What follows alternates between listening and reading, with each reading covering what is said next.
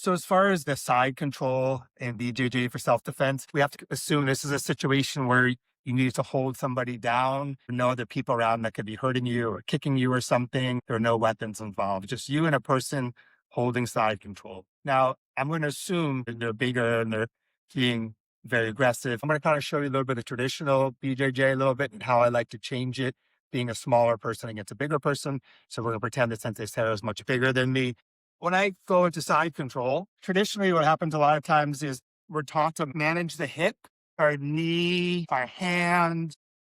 But in my experience, when I'm with somebody much bigger, they're able to throw us off really easily. And I even feel side control is a better position for me as a smaller person against bigger people than top mount, because again, they have more power and easier to throw me off. So when I go to side control from this position, I look at it for like 11 to 1 o'clock angle, put all my weight on the person's chest or face. My goal is to get them tired and calm them down. So when I'm here, I give them all of my weight and then my hands are out. So if they try to throw me over, they can block. The biggest risk for me here, if I hide my face, they can't meet me in the face or anything, would be for them to be able to just throw me off to the side. So I'm managing that with my hand and then all my weight's on them. And I'm at an angle where they cannot get their legs through in a shrimp. And my goal here is just to get them tired, because usually they try to start throwing me around and I just keep my weight on them and smush them and try to get them real tired from this position. So that's just the way I like to hold somebody in side control if my goal is just to hold them down. Now, on the flip side, if somebody threw us down and they're much bigger than trying to get on top of us, our preference would be just to get away and not to be on the ground and not to be held down. So the first thing, let's pretend I got thrown down right away, put my frame up, because the frame of my knees and elbows gives me structure and allows me to support the person's weight better than being smushed. And then from here, a lot of times you could use your elbows and knees to move the person, even if they're bigger, because they're not smushing you. But let's assume that they got you down and they're inside control and they're smushing you. So I'm always looking at the mechanics of how does our body move best. So as far as power, our legs and our glutes or hips are very powerful. I always want to try to utilize that as much as I can, but sometimes I can't do something down here. I gotta look up here. So if I'm just looking pure self-defense and she's holding me down and they're bigger, and if I have to and able to, I can just grab hair and pull the person over and go with that and get a top or a run. So I don't want to just think, oh, I have to do my shrimp, because that may not work or may not be the right move. So I'm always looking for the easiest path to get the results I need. So if I am going to shrimp, I'm going to put my frame in if I can both sides. And again, this gives me that position like I showed before, where not all of the person's weight is on top of me. If I can shrimp, I'm going to block here so she can't just climb up and mount me, because again, person's bigger, stronger. I don't want them on top of me and pounding me. My foot's on the ground.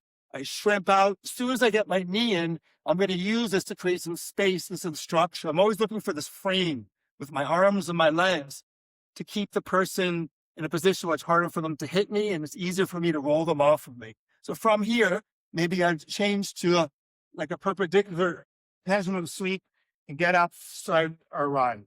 So it's looking for freeing myself and getting to safety. So the shrimp is a great move if it's the right move for the moment.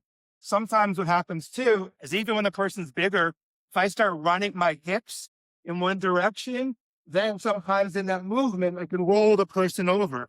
And again, I'm utilizing my legs and my hips for the power, and changing the angle sometimes makes it harder for the person on top, if they're not real skilled, to stay with you. Another thing that may happen is I'm in the side and I'm framing and I just can't get my leg through there. But if you can see where my leg is, there's space here. So I just bring my arm through and pop out the other side.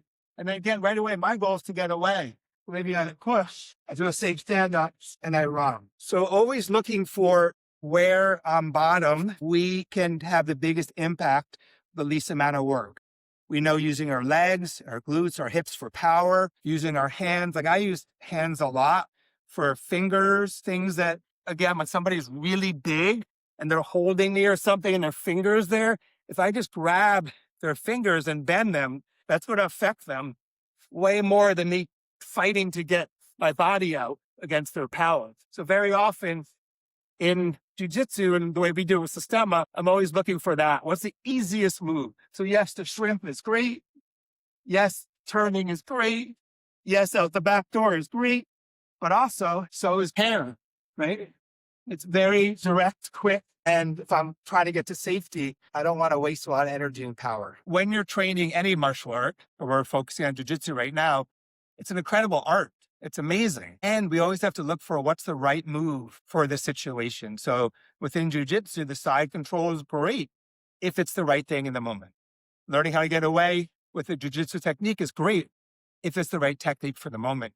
But also, so is using a finger, using hair, whatever. And of course, in training, we're friends and we work together. She doesn't want to poke my eyes out, and she can do the movement in a way that would show that she's actually really connecting to it and letting me have the feeling of how this would affect me.